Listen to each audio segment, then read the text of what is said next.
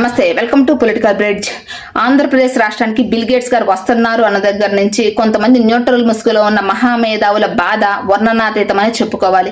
ఇక జర్నలిస్ట్ సాయి గారైతే ఒక అడుగు ముందుకేసి బిల్ గేట్స్ గారి మీద అసలు ఎన్ని నిందలు వేశారు. ఆయన ఒక దుర్మార్గుడు, నీచుడు, నికృష్టుడు అని చెప్పేసి ఆయన మీద ఎన్ని విమర్శలు చేశారు.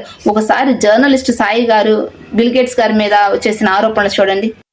రేపు రాష్ట్రానికి బిల్ గేట్స్ వస్తున్నాడు, సచివాలయంలో సీఎం మంత్రులతో భేటీ అవుతున్నాడు. ఆర్టీజీఎస్ ఫలితాలని ఆయనకు వివరించబోతున్నారు చంద్రబాబు. ఉండవల్లిలో వ్యవసాయ క్షేత్రాన్ని పరిశీలించబోతున్నారు. ఆయనకి ఈ సంజీవని ప్రాజెక్ట్ అప్పచెప్తారట. ప్రజారోగ్యము, వ్యవసాయం, విద్యా తదితర రంగాలు చేపట్టిన సంస్కరణ మీద ప్రజెంటేషన్ ఇస్తారట.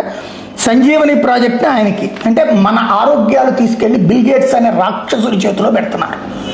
వాడి పని ఏంటంటే మనకి ఏ రోగాలు ఉన్నాయో లెక్కగట్టి దాన్ని ఆ రోగాలని పెంచడానికి ఎలాంటి ప్రయత్నాలు చేయాలో చేస్తుంటాడు. బిల్ గేట్స్ అనేటటువంటి వాడు వ్యాక్సిన్ కోసం ప్రపంచాన్ని నాశనం చేసినటువంటి వాడు, రోగాలని సృష్టించినటువంటి వాడు. ఏనాడో వీడు రోగాలకు సంబంధించినటువంటి పాండమిక్ గురించి మాట్లాడాడన్నది ఎపిస్టన్ ఫైల్స్లో కూడా తేలింది. అయినా సరే వాడిని తీసుకొచ్చి నెత్తిని పెట్టుకుంటున్నాం. ఒకప్పుడు మైక్రోసాఫ్ట్ వ్యవస్థాపకుడు అంటే గొప్పగా మెచ్చుకున్నాం. కానీ ఇవాళ వాడు ఒక పెద్ద ఫ్రాడ్ గాడు, పెద్ద దొంగ వాడు. ప్రపంచం మొత్తంలో ఆరోగ్య రంగాన్ని అడ్డుపెట్టి పీల్చి పిప్పి చేస్తున్నటువంటి ఒక పెద్ద శాడిస్ట్ వాడు. వాడిని అనవసరంగా నెత్తిని పెట్టుకుంటున్నారు. ఇది దేశానికి కూడా ద్రోహి వాడు, భారతదేశానికి కూడా ద్రోహి. అది గుర్తుపెట్టుకోవాలి. అయినా సరే ఆ ద్రోహిని ఎందుకు నెత్తిని పెట్టుకుంటున్నారో కూటమి ప్రభుత్వం ఆలోచించుకోవాలి. అసలు ఈయనకి ఏ ఆధారాలు ఉండి బిల్ గేట్స్ గారి మీద ఇన్ని ఆరోపణలు చేశారు? చంద్రబాబు నాయుడు గారు మనందరి హెల్త్ ఇన్ఫర్మేషన్ తీసుకెళ్లి బిల్ గేట్స్ గారి చేతిలో పెడుతున్నారు అని చెప్పేసి ఆయన దగ్గర ఏమన్నా ఆధారాలు ఉన్నాయా? ఆధారాలు చూపించి ఆరోపణలు చేస్తే దానికి ఒక వాల్యూ ఉంటుంది.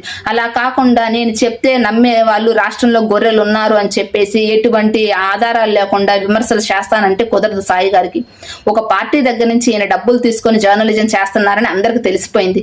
ఆ తెలిసిపోయిన దగ్గర నుంచి ఇక రెచ్చగొట్టేటట్టు వ్యాఖ్యలు చేస్తున్నారనుకోండి.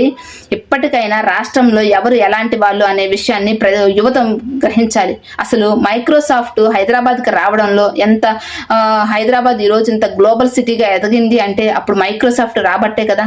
కనీసం ఆ కృతజ్ఞత కూడా లేకుండా బిల్ గేట్స్ గారి మీద ఇటువంటి ఆరోపణలు చేస్తున్నారు. ఎఫ్స్టీన్ ఫైల్స్ లో బిల్ గేట్స్ గారి పేరు ఉంది, ఈ విధంగా ఆయనకి జబ్బులు ఉన్నాయని చెప్పేసి మాట్లాడుతున్నారు. ఎఫ్స్టీన్ ఫైల్స్ లో బిల్ గేట్స్ గారి పేరు ఉంది, కాదనలేదు. కానీ ఆ వచ్చిన ఆరోపణలకి ఎటువంటి రుజువులు లేవు. అటువంటి రుజువులు లేని ఆరోపణలకు వచ్చినంత మాత్రాన ఇటువంటి నిందలు వేయడం కరెక్ట్ కాదు. సాయి గారు తన స్థాయిని తగ్గించుకొని మరి వైసీపీ పార్టీ కోసం పనిచేస్తున్నారంటే నిజంగా ఇది సిగ్గుచేటనే చెప్పుకోవాలి.